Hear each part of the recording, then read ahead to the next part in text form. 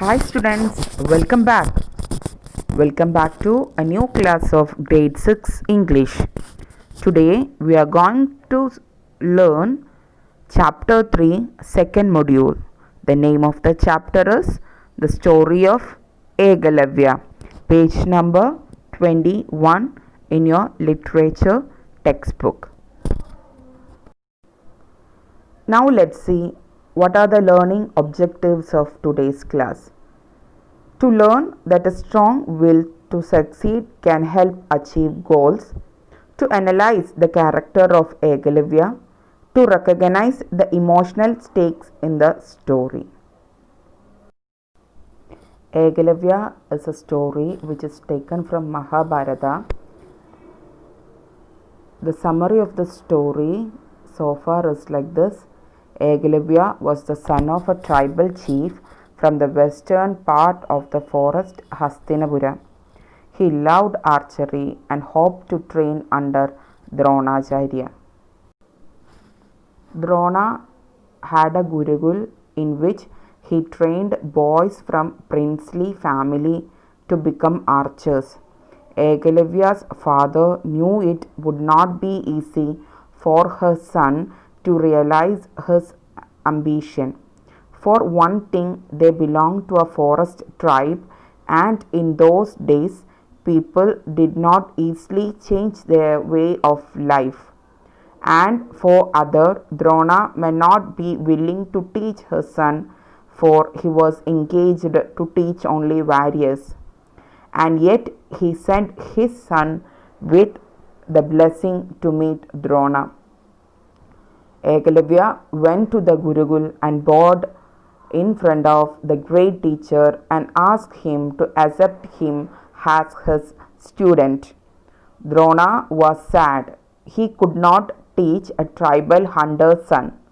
One of the students, Arjuna, insulted Ekalavya, saying Drona was appointed to teach only the boys from the royal families and asked him to get out at once. Ekalavya was shocked at Arjuna's rude behavior. He too was the son of the tribal chief, but he had never been insulted towards others. He looked at Drona, hoping he would support him. He did not. He would not teach him. Ekalavya went away disappointed. So here we stopped in the last class. Now let's see what happened to Ekalavya, whether he was able to learn archery according to his dream. Will he able to fulfill his dream of become a great archer? So let's move on. Page number 23, first paragraph.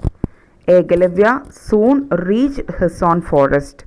He took some mud from the nearby river and made a statue of Drona. He then placed it in a clearing in the forest. Ekalavya truly believed that if he practiced before his guru, he would become a skillful archer. Every morning he would take his bow and arrow, worship the statue of Drona and begin to practice. He soon became an extraordinary archer, better even than Arjuna, Drona's best pupil. In this paragraph, it's clear that Drona decided to learn self. For that, he went back to his own forest. He takes some clay from the nearby river and he made a statue of Guru Drona. He then decided to practice in front of his guru, and he believed that practicing in front of his guru will make him a good archer. So he practiced really well. Now he became an extraordinary archer, better than Arjuna. Arjuna was the favorite student of Drona. Now let's see what happened next. One day while Ekalavya was practicing, he heard a dog barking. The continuous barking was beginning to distract him. He walked towards the dog and fired 7 arrows in quick succession. He was so skilled that the arrows proved harmless to the dog, but prevented it from barking. Some distance away, in the very same area of the forest, Drona was training the Pandava princess. When they noticed the dog, Drona was amazed. Such excellent aim can only come from a mighty archer, he exclaimed. He felt he had to meet this skillful archer. They stopped practice and began searching the forest for the archer. One day, while he was practicing, he was distracted by a barking dog. What did he do? He took 7 arrows and he shoot 7 arrows into the mouth quickly, one after the other. They lodged in the dog's mouth without hurting it. When Drona and the Pandava prince saw the dog with a mouth full of arrows, Drona was amazed. They went looking for the archer, for the mighty archer. He felt that he had to meet that archer because he thought that he's very skillful. So they stopped practicing and began searching for the forest archer. To their surprise, they found a boy dressed in black. Drona went up to him. Your aim is truly remarkable. Drona praised Ekalavya. From whom did you learn archery? Ekalavya was thrilled to hear Drona's words of praise. From you, my master, you are my guru. Ekalavya replied, bowing his head. Your guru? How can I be your guru? I have never seen you before, Drona exclaimed in surprise. All of a sudden he remembered. Are you not the same tribal boy I turned away from my Gurukul some time ago? So, in this paragraph, you can see that while the Pandava and Drona were searching for the archer, they met a boy who have shoot the arrow. Drona was amazed. He was surprised to meet the boy. Drona complimented him on his skill. Ekalavya was very happy. Drona asked him that who was his guru, and was surprised to hear that he himself was the boy's teacher. Ekalavya explained that he had practiced in front of his guru's statue. Yes, Dronacharya, replied the boy. After I left your Gurukul, I came home and made a statue of you and worshipped it every day. I practiced before your image. You refused to teach me, but your statue did not. I have become a good archer. Hearing this, Arjuna became angry. But you promised me that you would make me the best archer in the world, he accused Drona. Now a hunter has become a better archer than me. Drona remained silent. He was upset and angry and decided to punish Ekalavya. You said you have been taught by me. Where is your Guru Dakshina? The sage demanded.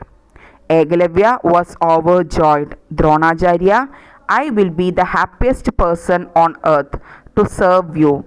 Ask me anything and I will offer it to you as my Guru Dakshina, he said. I ask for the thumb on your right hand, Dronacharya declared. Here we can see that while Dronacharya asked Ekalavya that whether you were the boy who came to my Gurukul a few time ago and I refused to teach you. So how do I become your teacher? So Ekalavya is giving the answer like this. After I left from Gurukul, I made a statue of yourself and I practiced in front of the statue every day. You refused to teach me, but your statue didn't refused. Now I become a good archer. When Arjuna hear this, he become very angry and he asked Dronacharya, you have promised me that you will make me the best archer in the world, no? Now a hunter has become a better archer than me. Drona was not able to say anything. Drona was angry with Ekalavya and demanded his Guru Dakshina. Ekalavya was very happy to hear this. He was ready to give whatever he demanded as his fee. But Drona asked him for his right thumb, knowing that an archer cannot shoot without using that thumb. Everyone was shocked, even Arjuna. Without his thumb, Ekalavya could never shoot arrows again. How could their teacher make such a cruel demand, and that too from a young boy? Ekalavya stood silent, but only for a moment. Gurudev, as you wish, he said. Without the slightest hesitation, he drew out his knife and cut off the thumb of his right hand. The princess gasped. The tribal boy had shown no sign of pain. He offered his served thumb to Drona and said, here is my Guru Dakshina. I am happy that you have accepted me as your disciple. Drona blessed the boy and silently begged for forgiveness. Ekalavya continued to practice archery until he could shoot arrow with his index and middle finger. His fame eventually spread far and wide. When the Guru Dronacharya demanded Guru Dakshina and he asked for his right thumb, everyone was very amazed. The princess, including Arjuna, was shocked at their teacher's cruelty. But Ekalavya did not hesitate. He chopped off his thumb and offered it to his Guru, thanking him for accepting him as his pupil. Drona blessed the boy and silently begged for his forgiveness. Ekalavya continued to practice archery using only his index and middle finger. He became famous. That's all about the story. Now just we can have some activity. Here a map is given there. Map the plot of the text. Mention what is the beginning, middle and end. Also mention how the events build up towards the middle and then all came together at the end. Look at the picture for help. So what is the beginning? Explosion. Then the rising action. Then a middle climax. After the climax, the problem will be solving. That means falling action and resolution. So what are the things mentioned in the story? So what will be the beginning? Let's look. The beginning of this plot, the beginning is like this. Ekalavya wanted to be an archer. He decided to find the great Dronacharya and become his student. The rising action or the problem which lead to the climax is this. Drona turns Ekalavya away rudely. Ekalavya practiced every day and become very skilled archer. He made a statue and he started to practice.